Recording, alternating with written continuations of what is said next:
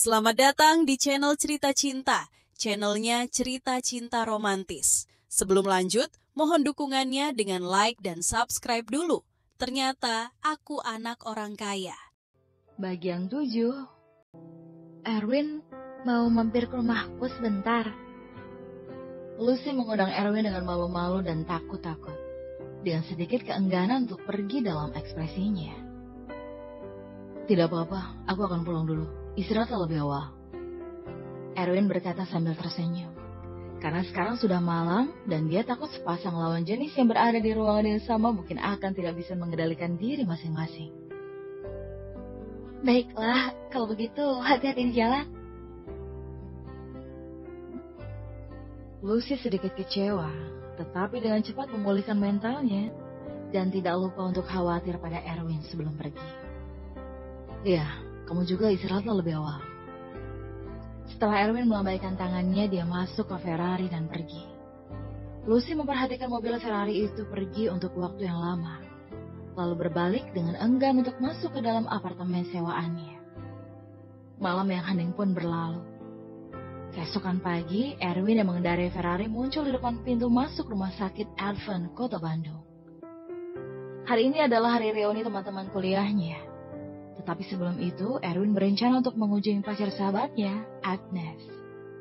Kemudian mengajak Daniel untuk bergabung dengan reuni kelas. Tidak tahu apakah mereka baik-baik saja. Erwin memegang seikat bunga dan sekeranjang buah di tangannya. Sebelum datang, dia sudah bertanya tentang ruang rawat inap. Jadi setelah memasuki rumah sakit, dia langsung pergi ke bagian rawat inap dan mencari nomor kamar. Tidak lama setelah itu, Erwin pun menemukan bangsal tempat Agnes dirawat. Dan melihat adegan Daniel yang menyuapi Agnes untuk makan bubur dengan hati-hati. Meskipun mata Agnes terlihat lemah, namun matanya terlihat memberi kasih sayang penuh untuk Daniel. Erwin iri untuk sementara waktu. Ketika melihat hubungan mereka, Erwin menjadi percaya bahwa masih ada yang namanya cinta di dunia ini. Pagi-pagi sudah begitu romantis di sini. Erwin berkata sambil tersenyum dan berjalan masuk. Kemudian meletakkan keranjang bunga serta buah yang ada di tangannya di lemari samping tempat tidur Agnes. Oh, ternyata kamu sudah datang. Daniel hanya memperhatikan kedatangan Erwin sambil tersenyum. Kemudian menyerahkan kursi yang ia duduki pada Erwin. Erwin tidak merasa segan ada Daniel sama sekali. Jadi dia langsung duduk di kursi tersebut. Kemudian menoleh dan melihat Agnes yang terbaring di ranjang rumah sakit. Kak, bagaimana kabarmu? Dan kapan kamu akan menjalani operasi? Kondisi tubuhku baik-baik saja sekarang. Tetapi operasinya mungkin harus ditunda. Sumber ginjalnya belum cocok. Dan Erwin, terima kasih banyak. Ketika semua orang tidak optimis tentang kami, kamu adalah satu-satunya yang membantu kami. Wajah Agnes sedikit pucat, tapi matanya penuh rasa terima kasih pada Erwin. Daniel sudah memberitahu Agnes bahwa Erwin yang telah meminjamkan 600 juta itu. Jadi Agnes sangat berterima kasih pada Erwin. Ya, aku percaya bahwa dunia ini masih terdapat keindahan ketika melihat hubungan kalian. Erwin berkata sambil kembali tersenyum. Namun pada saat yang sama diam-diam menaruh masalah di dalam hatinya. Setelah mengobrol sebentar, Erwin pergi ke kamar mandi. Setelah menemukan tempat yang sepi, Erwin mengeluarkan ponselnya dan menelpon Dama. Akan lebih baik jika melakukan operasi lebih awal, karena peluang keberhasilan operasi dari penyakit ini hanya akan semakin rendah jika ditunda. Jadi Erwin masih ingin sedikit membantu mereka. Panggilan pun terhubung dengan cepat. Dan ada suara Damon yang sangat bersemangat begitu terdengar. Tuan muda, apakah ada masalah? Aku punya teman dekat yang menderita uremia dan sangat membutuhkan pembedahan serta perawatan. Aku butuh bantuanmu untuk menemukan sumber ginjal yang cocok dan mengatur dokter terbaik untuk melakukan operasi ini. Ingat, biayanya bukanlah masalah. Erwin langsung menyatakan permintaannya. Tidak masalah, Tuan muda. Saya akan mengatur dokter terbaik dan menemukan sumber ginjal yang cocok secepat mungkin. Jadi Tuan muda tidak perlu khawatir. Damon langsung setuju dan tidak ingin tuan mudanya kecewa. Baiklah, nanti aku akan mengirimkan nomor rumah sakit dan bangsal temanku. Tapi jangan sampai mereka tahu aku yang membantu mereka. Erwin mengingatkan lagi. Karena untuk saat ini dia tidak ingin Daniel tahu tentang identitasnya. Baik, saya akan merahasiakannya. Dalam hal ini Damon dapat menjamin informasi tidak akan terbocor. Setelah menutup telepon, Erwin mengirim informasi penyakit Agnes pada Damon. Lalu menyesuaikan suasana hatinya dan kembali ke bangsal Agnes untuk lanjut mengobrol dengan mereka. Hingga siang hari. Dan kebetulan Ibu Agnes datang. Erwin ingin membawa Daniel untuk mengikuti reuni kelasnya. Pergilah Daniel. Kalian sudah tidak bertemu selama 3 tahun kan? Jadi berkumpullah dengan mereka. Agnes begitu perhatian dan pengertian.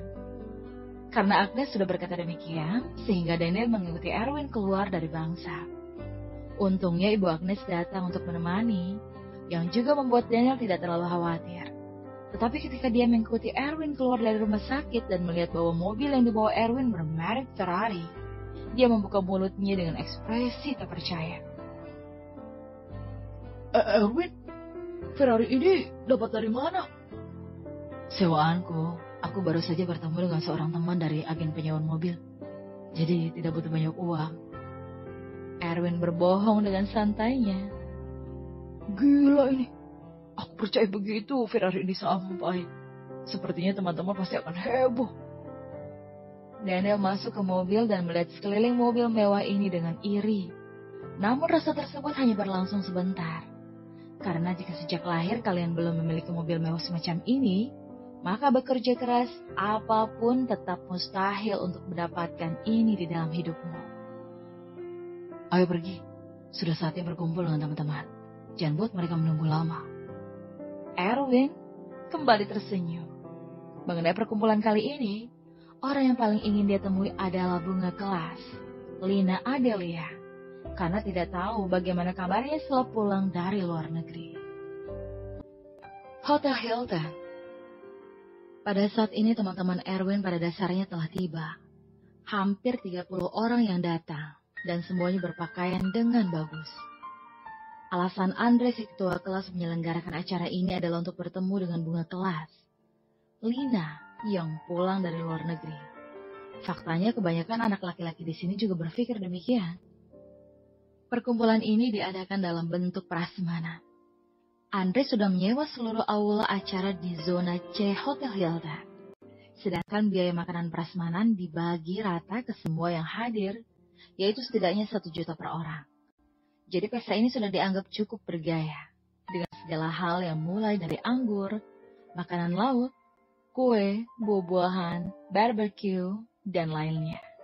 Ini sudah termasuk pesta yang lumayan bagus.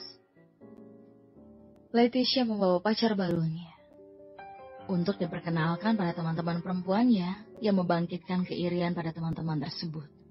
Dan hal itu membuat Leticia merasa sangat senang. Wah, tuan muda kedua dari Sun Group, bukankah dia sangat kaya?